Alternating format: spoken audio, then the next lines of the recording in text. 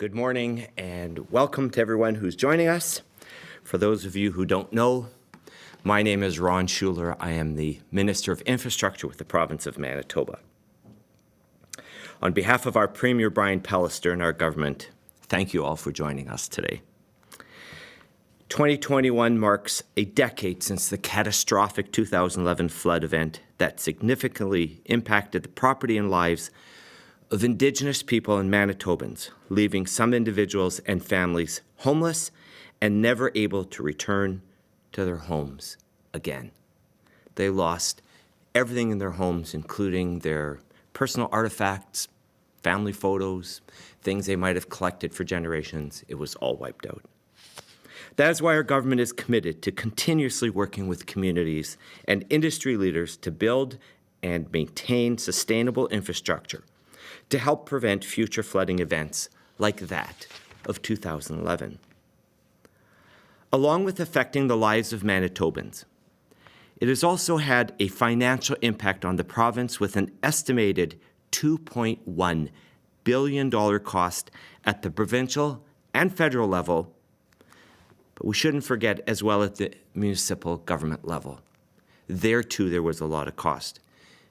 In our estimation, it is greater than $2.1 billion. While the enormity of the damage and disruption caused by the 2011 and 2014 flood events highlighted the need for improved infrastructure like the Outlet Channel project, these are not and were not isolated events. In the last 2 years, Manitoba has experienced 4 record high water events, and we can expect further such events, resulting in more frequent and larger flood events in the future. I take us back just 1 year ago, July 1st, 2020, a 1 in 1,000 year rain event hit the southwest corner of Manitoba, dropping 200 millimeters in a few short hours. It's a 1 in 1,000 year rain event. We're thankful that the dam on Lake Watapana held, but it was a warning to us as Manitobans. We must be prepared for such events.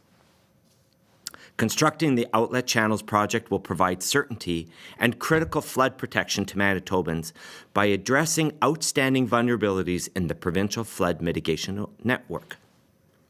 I'd like to point out, this project was part of the Winnipeg Floodway, Portage Diversion, Shellmouth Dam, all the berms, all the structures, all the mitigation projects that have been built. It was part of a conversation that was started over 60 years ago. It is the last major component that needs to be constructed. I'd like to point out at that point in time, had we built it 60 years ago, it probably would have been a $50 million project, not 540. This project will improve the safety for Manitobans across much of our province and reduce the catastrophic costs and damages associated with future flood events, $2.1 billion worth. In fact, had we built this $540 million structure before 2011, we actually could have built 4 of them at the cost of the damage. That is why we are here today, to give Manitobans an update on our progress with the Outlet Channels project. As the province moves forward with this project, we recognize that it's important to consult and work with Indigenous leaders, industry experts, and municipalities to ensure that they know we are listening. Manitoba Infrastructure is responsible for both the Crown Indigenous consultation and the proponent engagement process required for provincial and federal environmental authorizations related to the project. We're currently in phase 2 of the 4-phase consultation process, and we're continuing to consult, engage, and implement the remainder of the consultation activities under work plans previously established with Indigenous communities. To date, we have had a total of 196 meetings, 802 letters, 3,394 emails or phone calls, with a total of 4,392 communications contacts. Manitoba Infrastructure is working with our federal counterparts at the Impact Assessment Agency of Canada, or IAC as we know it. We're working with them and with the Indigenous communities to coordinate the consultation and engagement process wherever possible and appropriate. I wish to pause and send a special shout out or personal thank you to the Federal Minister of the Environment and Climate Change, the Honourable Jonathan Wilkinson. He has been open to discussions. He's been available when we needed it. In fact, I've had 3 Zoom phone call meetings with him on this issue since September of 2020. He is personally vested in this project, and I want to thank him personally on behalf of our government. The federal government, led by David McGovern and his team, who is the lead on this for IAC, or Impact Assessment Agency of Canada, has worked very collaboratively with our government officials. The Government of Manitoba thanks David McGovern for his insights and his assistance. We have been very pleased with the working relationship we have with our federal government. As of today, we're currently in the environment assessment process that is intended to incorporate ongoing feedback throughout all stages. As more information becomes available, changes are made to reflect this knowledge. As an example of these changes, the Lake St. Martin inlet control structure has been lowered by 3 feet to mitigate the effect the Narrows has on water levels in the north and south of Lake St. Martin and address community concerns. Also, the Lake St. Martin outlet channel water control structure has been relocated to reduce excavation quantities and project cost. The location was selected based on results of field investigations and recommendations from the preliminary design to have the structure founded on bedrock. In addition, after hearing the feedback from Indigenous communities, the province is delaying the heritage excavation work until after the environmental license is issued. Examples like these are why the province continues to work closely with the Impact Assessment Agency of Canada, Indigenous groups, and municipalities to plan for the excavation work as a condition of the license. Our government continues work on the final phase of the environment assessment process to include our response to public requests and consultations. For the preparation of an environment assessment report and decision statement that is expected to be submitted to IAC, the Impact Assessment Agency of Canada, this summer. To date, the Impact Assessment Agency of Canada has issued a total of 441 questions. That includes all the sub-questions. Of those, including the sub-questions, 208 were technical information requests. Initial responses to the technical information requests were submitted in packages in May and June of last year. The Impact Assessment Agency of Canada then provided additional clarifying questions to the department in January of 2021. Supplemental information for the technical information requests are now underway, making this our 3rd round of providing information to the Impact Assessment Agency of Canada regarding the technical portion. In addition to the technical requests, there is also a public information request from Impact Assessment Agency of Canada. To date, the Impact Assessment Agency of Canada has issued a total of 233 questions. That includes all the sub-questions. Responses to all public information requests are currently underway. Responses to the information requests and proposed environmental management plans that incorporate feedback from Indigenous communities, stakeholders, and the public are expected to be submitted to the IAC this summer. The preliminary engineering design of the Outlet Channels project is completed for all channel components. Detailed design work, including construction tender preparation, is underway and will incorporate feedback received from federal and provincial environmental assessment processes, as well as from key stakeholders and Indigenous communities. Construction for the Outlet Channels project is anticipated to begin once federal and provincial environmental licenses are received, and construction is anticipated to take 4 years to complete.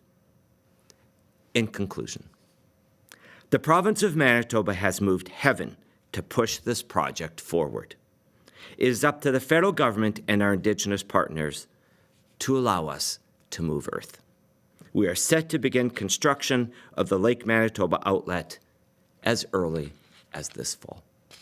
Thank you very much. And now questions. Thank you, Minister. A reminder to our reporters on the line, you will have one preliminary and one follow-up question. Up first this morning from the Winnipeg Free Press, Dylan. Hi, Minister. Thanks for taking our questions. I'm wondering where the clock stands on this and if the clock is still paused and when it has been paused since. I take it you're talking about the Indigenous consultation piece, and every time we answer questions, the clock starts again. I don't have an exact time.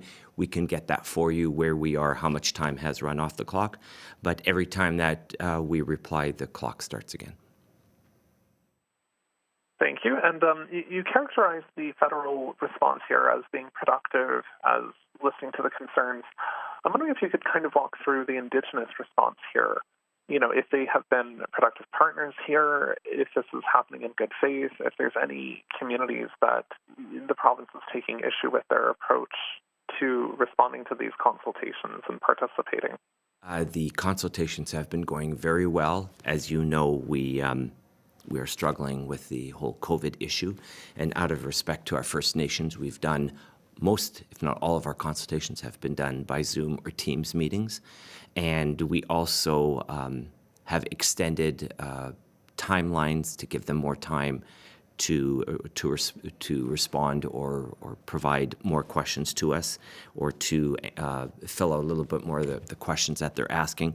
So that's why it's taken a little bit longer, and it has a lot to do with COVID, the fact that we're now doing this all by email or by Teams or Zoom meetings. So our First Nations have been very good in the meetings. They've been very good in the process.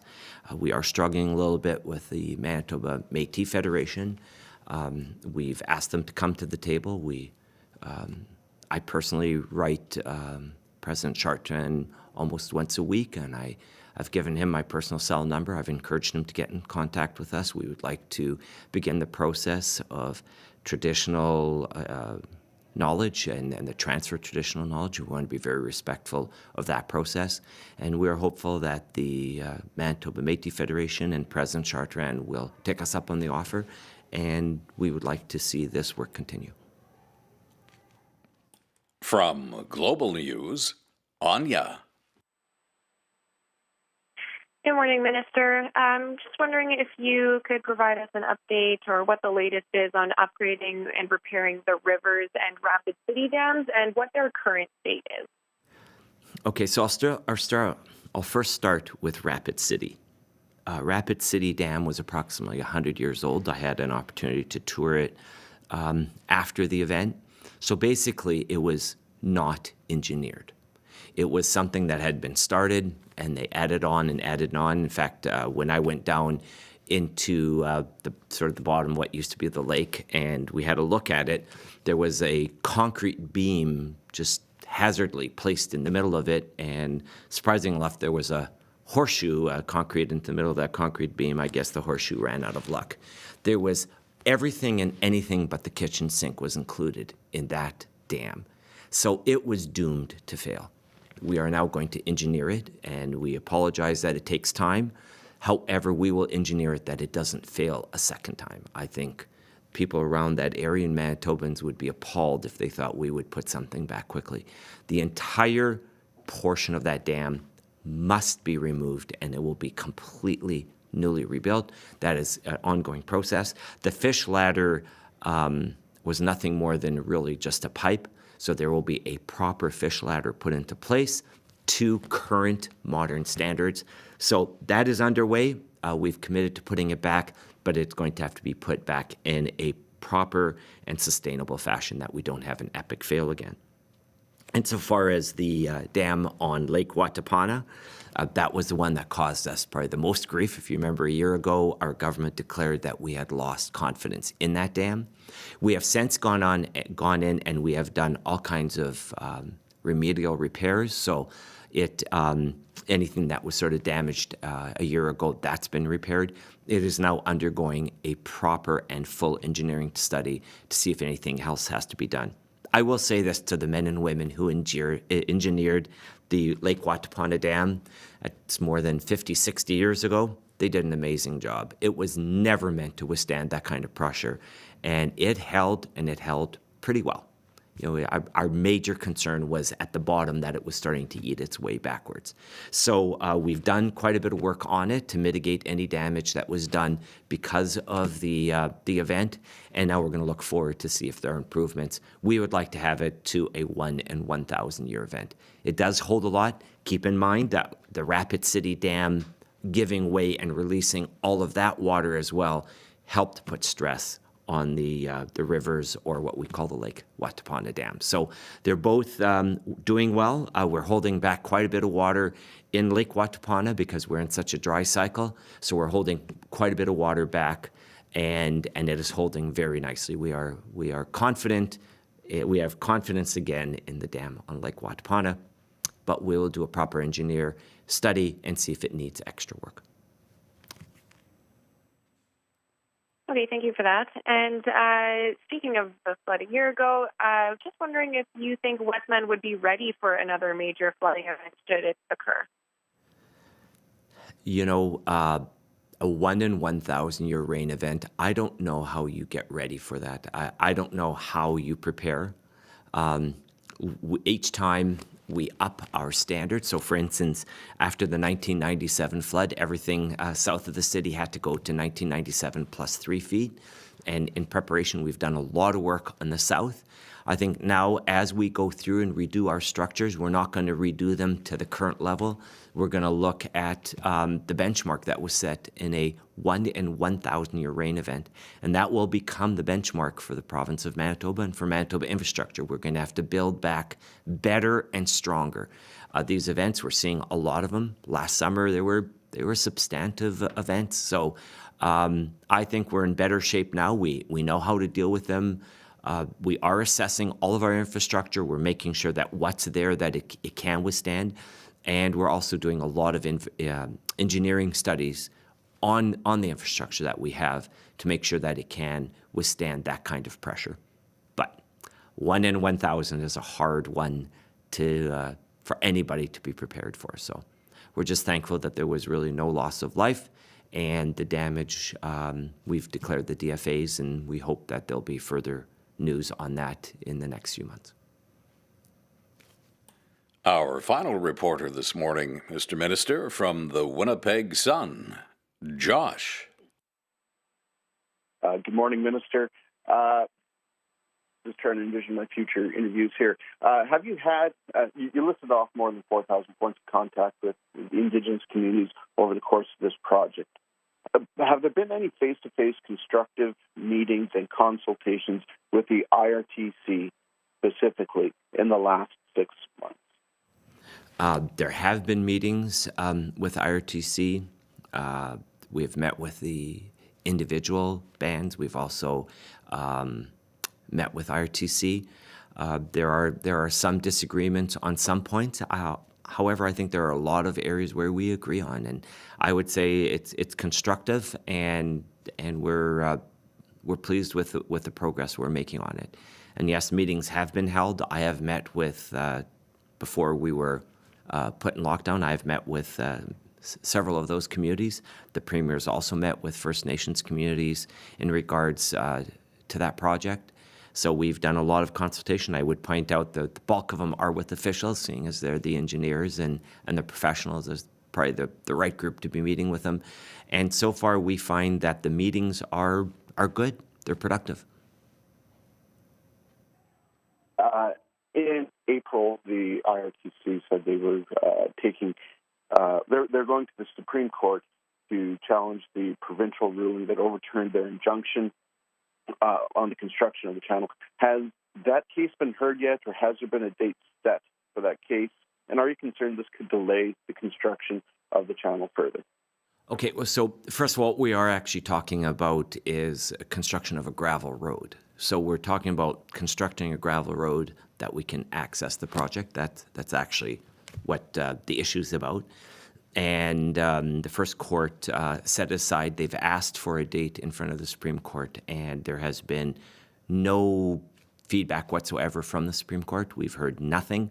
So we are under the impression that it's business as usual, and we'll proceed with the road. Again, it's something that would have to be built when it gets cold. It's a cold weather project. Surprise! I would think we would want to do it now, but it is a cold weather project, so we would like to see it proceed and keep going. I think work is being done on it as we speak. The beauty, on one hand, of having a very dry summer is that it allows our equipment to get in there. Otherwise, it's usually in the winter, and I understand construction on that road will begin sometime later this summer because it is dry enough. If not, then it'll have to be done in the winter, simply because of the terrain that they have to work into. If it's too wet, the equipment just can't move. So as far as we're concerned, we have the go-ahead. The decision had been set aside the complaint. If the Supreme Court picks it up, then we will act accordingly to what they decide. Thank you, Minister. Thanks, everyone. This concludes our media briefing. Thank you.